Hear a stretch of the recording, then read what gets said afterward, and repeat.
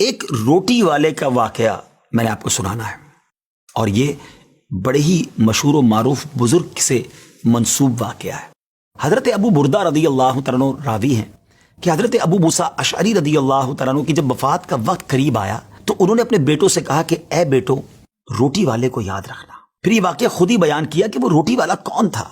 آپ نے کہا کہ ایک شخص تھا جس نے 70 سال اللہ کی عبادت کی، بڑی عبادت کی، مگر 70 سال بعد جب وہ باہر آیا تو شیطان نے اس کو بہکایا اور وہ ایک عورت کے فتنے میں مبتلا ہو گیا۔ 7 دن اور 7 راتیں وہ اس عورت کے ساتھ رہا، غلط کام ہو گئے۔ اب اس کو پھر شرمندگی ہوئی کہ یہ میں نے کیا کیا، 70 سال عبادت کی اور یہ 7 دن اور 7 راتیں میں نے گناہ میں گزار دی۔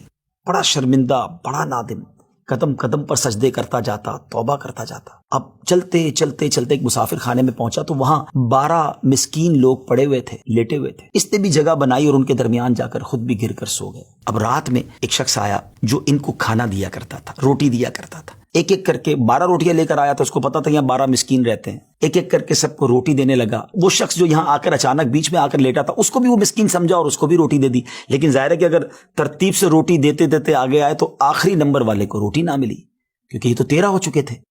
تو بانٹنے والے سے اس مسکین نے کہا کہ تم نے آج مجھے روٹی کیوں نہیں دی؟ اس نے کہا میں نے تو سب کو ایک ایک روٹی دی، کسی کو 2 نہیں دی۔ کہا تم مجھے روٹی نہیں دے رہے ہو؟ بہرحال وہ ناراض ہو گیا کہ ٹھیک ہے، پھر تم اگر یہ سمجھتے ہو کہ میں بددیانتی کر رہا ہوں تو میں تمہیں کچھ بھی نہیں دوں گا۔ یہ کہہ کر وہ شخص تو چلا گیا، مگر وہ مسکین بیچارہ بھوکا رہ گیا۔ اب وہ شخص جس نے ابھی توبہ کی تھی، پہلے 70 سال کی عبادت بھی کی ہوئی تھی، اس کو خیال آیا کہ میری وجہ سے اس مسکین کو روٹی نہیں ملی ہے۔ بھوک اسے بھی بڑی تھی، مگر اس نے وہ روٹی اسے دے دی۔ شدید بھوک لگی ہوئی تھی، رات بھر بھوک میں تڑپتا رہا، اور اسی بھوک کے عالم میں صبح اس کا انتقال ہو گیا۔ حضرت ابو موسیٰ اشعری رضی اللہ تعالیٰ عنہ فرماتے ہیں کہ جب یہ شخص اللہ کی بارگاہ میں پہنچا نا تو ایک پلڑے میں اس کی 70 سال کی عبادت رکھی گئی، اور ایک پلڑے میں وہ 7 دن اور 7 رات کے گناہ رکھے گئے۔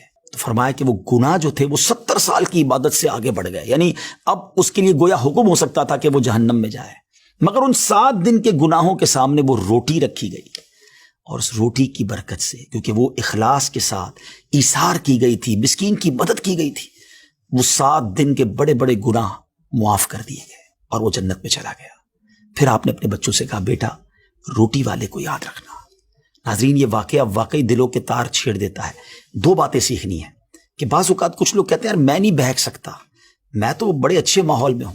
نہیں جناب، شیطان نے بڑوں بڑوں کو بہکا دیا ہے۔ ہمیں اپنی صحبتیں اچھی کرنی ہوں گی، اللہ کریم سے شیطان کے مقابلے میں پناہ مانگنی ہوگی، اور اپنے آپ سے ڈرتے رہنا ہوگا کہ نہیں میں بھی گناہوں میں مبتلا ہو سکتا ہوں، مجھ سے بھی کوئی بڑا گناہ کہیں نہ ہو جائے۔ توبہ کرتے رہیں، ڈرتے رہیں، خوف رکھیں اور اچھی صحبت اپنائیں۔